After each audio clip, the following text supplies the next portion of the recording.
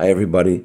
This is the Monday after this incredible weekend of sports events. I wasn't planning on another video. However, the to me must see TV. The Freedom 250 UFC matches that took place, full of patriotism, symbolism, and Christianity. Pleasantly surprised. I mean, they had created a series of videos that were like intros or pre-game, if you will, of the different fighters and woven into it. And by the way, accompanied by a live band. So the Marines band was playing music leading up to it. And in many cases, the lyrics had to do with the patriotism and the laying things at the altar footstool of Jesus Christ were hand in hand, mano a mano. When it came down to the main event, really something happened. So the live commentary as it's going on. Remember the setting was an outdoor event, and it went off successfully. There was no rainstorm that suddenly destroyed the venue, the thousands of people in attendance and what have you. At the very tail end, third round of a scheduled 5 round bout in mixed martial arts, the MMA, it's 5 rounds. It's not 15 rounds like in boxing, like in the days of old of Rocky. In round 3, the commentator said something that was, and on the heels of a lot of tip of the cap to Jesus Christ, our spouse, Christ's bridal party. Figure this out. Start thinking, using your spiritual thinking cap. The defending champ of the headline event was a guy who had never lost, who was putting roses proverbially on the graves of his opponents, and arrogantly was taking post-fight celebration dinner the night before each match. Pretty boy, no less. And he had earned his stripes. His blows were punishing. There was no pulling punches. There was no, like in days of old, like in the movie On the Waterfront, where Marlon Brando was a fighter who was being paid to fall, to take money. I could have been somebody. I could have been a contender. Instead of a palooka, which is what I am, a no good bum. None of that happened here. This was all straight up. Everybody wanted to win a match for all posterity. And this guy, the pageantry of each person entering was really a tell. So the pageantry of you got to see it if you have access to it. It's streaming on Paramount. But for those of you who didn't, each fighter was marching in through the White House, and you see that long corridor of the photos of the different presidents. And in the case of Joey Jojo Shabadoo, the mafia crime lord, Joe Biden and his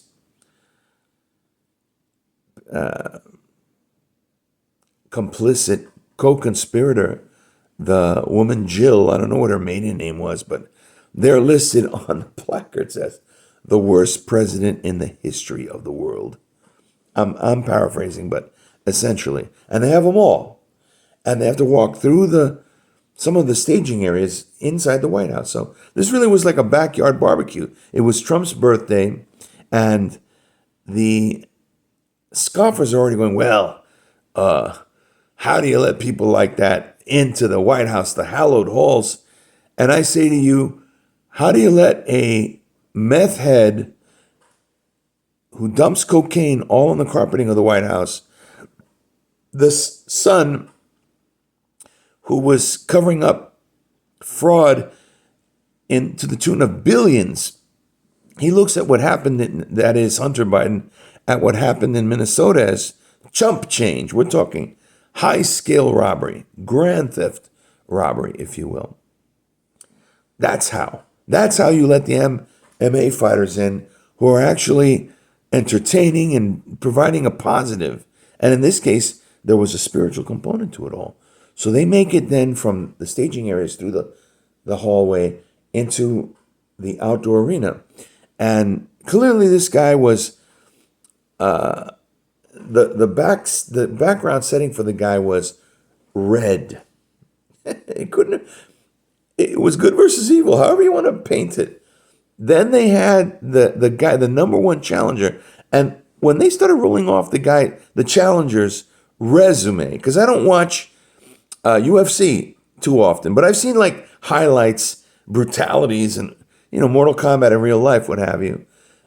This challenger,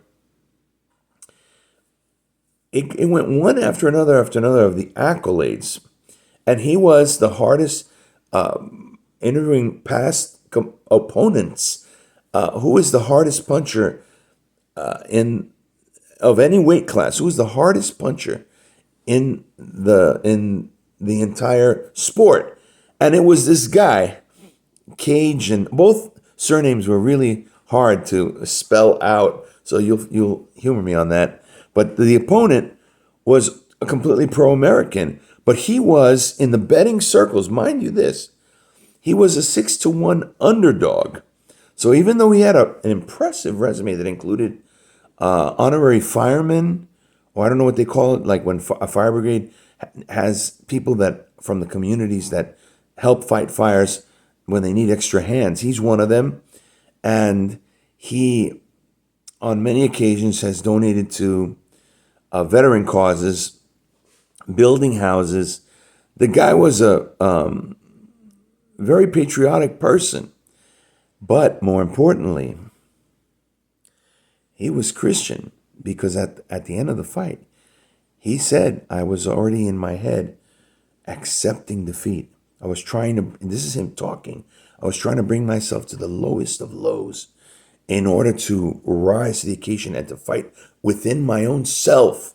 And how many times, not to try to compare apples to apples, it's more like apples to grapefruit, but it's something totally different. But I would constantly say on multiple videos to you, I don't let me stop me from getting the jobs done, hot and cold running, as I often am. And this guy said, I did that in order to fight myself before I even got into the octagon for the cage fight. And in the third round, now jumping forward, in the third round of the 5-round bout, the commentator is heard to say, it was extraordinary. And immediately my spiritual spider senses started going into hyperdrive. The commentator goes, oh, for the first time, look at this fog descending on the crowd and even creeping into the cage. Oh my goodness. I felt it immediately like it was the Holy Spirit, as if it was God was saying, not today, Satan, no chance. Peace pleases the Prince of Peace.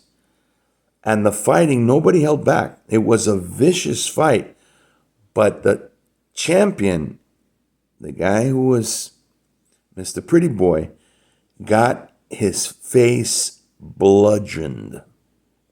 And I mean so badly bludgeoned that nearly both eyes completely went blind. They had to call the fight in the 4th round. And one of his eyes, the orbital socket, had broken, putting him at the risk of either partial or full loss of vision. And the eyeball could have popped out, as gruesome as that sounds. And his cornermen threw in the towel. Is it fair to call a cornerman when it's an octagon? A discussion for another day. But you understand what I'm trying to say. There are loads of fascinating related materials to sporting events, to this very unique America-hosted weekend, the greatest sports weekend in the history of the United States. Exhilarating. And it goes on, right? USA with soccer. The Knicks won the championship. My Padres took the series, I should say, over in Baltimore, not far from the event. And, of course, the Freedom 250. Happy birthday, Mr. President. Happy birthday, USA. Pour through the materials. You know who was in attendance? You got to see this thing if you haven't seen it yet. I know a guy.